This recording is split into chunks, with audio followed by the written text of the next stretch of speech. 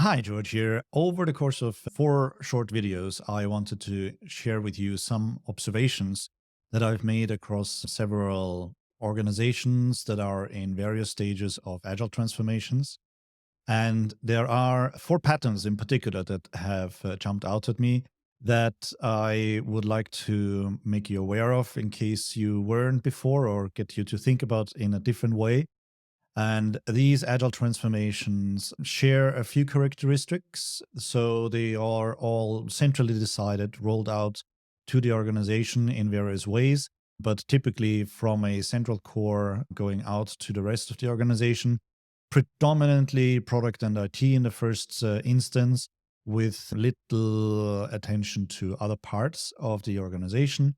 Typically, those organizations also have some degree of outsourcing as well as onshore and nearshore with development teams split across multiple time zones.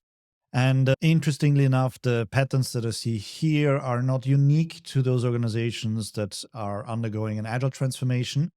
They can also be seen in others who are trying to make it work in the remote world, however hybrid they want to be. So I'll call out a few of those aspects and patterns as well. For today's video, I wanted to look at the documentation over collaboration area. So let me just expand it a little bit here. The common challenge that I see here is when product development teams and also layers of the product management organization are split across time zones, split across offices, and are emphasizing the use of documentation because appears more convenient and it provides a degree or a sensation of assurance. However, the actual impact of that is typically that we are incurring delivery delays and that there are additional misunderstandings built into the system. So, if you think about the documentation focus, firstly, if there is an order intake from sales, and there is then some client management where the order is further processed, some business analysis with early upstream product management work, and the requirements are actually created at that level. And then in some shape or form, it gets translated into product backlog items or user stories. So that is an extreme form that I've seen in several organizations where there is a large disconnect between the client facing sales teams and client management teams, and then the actual product management or product development, product delivery teams. Wherever we have those stages of documentation, there is a handoff that is happening because other documentation is being created and the actual product development team is not connected to that as well as possible.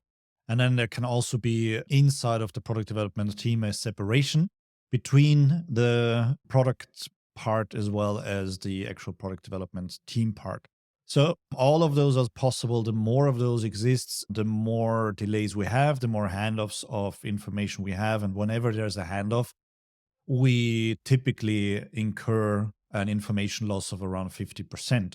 And of course, because there is a requirement for interpretation of the documentation, and then especially if there is no feedback loop going back, it's quite difficult to ensure or assure that the information is interpreted correctly.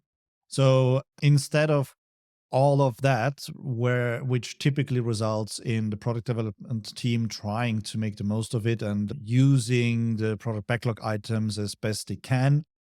It could be that the product backlog items are actually taken from requirements documents and looked at as that, or that then get broken down into product backlog items in user story format, but there is very little room for changing things or improving things because in the worst case, it's been contractually agreed as a requirement with the client.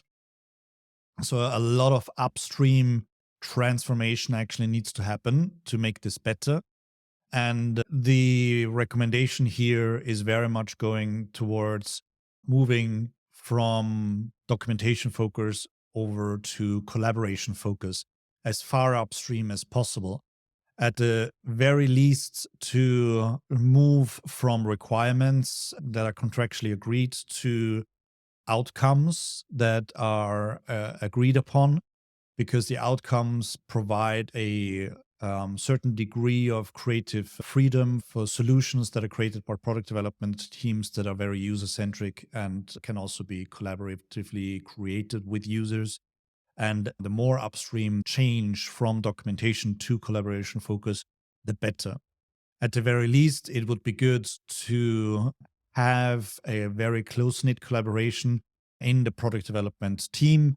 And assuming that there is a time zone difference that affects the product development team, to agree as a team on core office hours across time zones, where we can rely on everyone being available for collaboration, and then really maximizing the value of those collaboration hours that are there.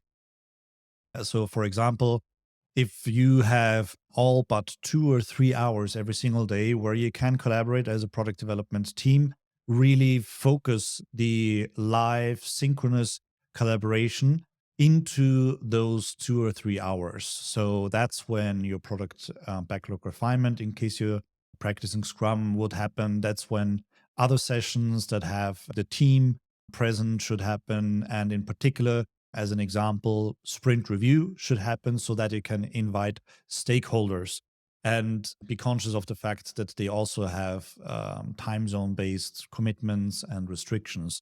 So, finding a time that works for the team, across the team, as well as stakeholders during that golden hour or those golden hours where we have time zone overlap is absolutely key. And the more you focus the synchronous collaboration time, the live collaboration time into those hours, the more you're working against the need for asynchronous documentation. So this also can help those organizations that are veering a bit too much on asynchronous working. And asynchronous working can help a lot, but if it's done exclusively to a fault, it can actually work against pace of getting things done. If you are in such an organization, it's good to perhaps practice async first rather than only, and ensure that you're only attempting async where it makes sense. I've some time ago released a video with a 3 point plan on actually reevaluating how you're spending your time best together in the company. And there are simply collaborative activities that require to be synchronous. And not all of them have to be, but of course, especially when your time zone separated, it's important to leverage those restricted hours where you want to collaborate live synchronously, and you prioritize and have those together inside those golden hours. So I think those were the key points that I wanted to raise on the documentation focus that exists as a pattern across organizations where an agile transformation is happening, but also other organizations that are trying to make it work across multiple time zones where it is particularly tricky.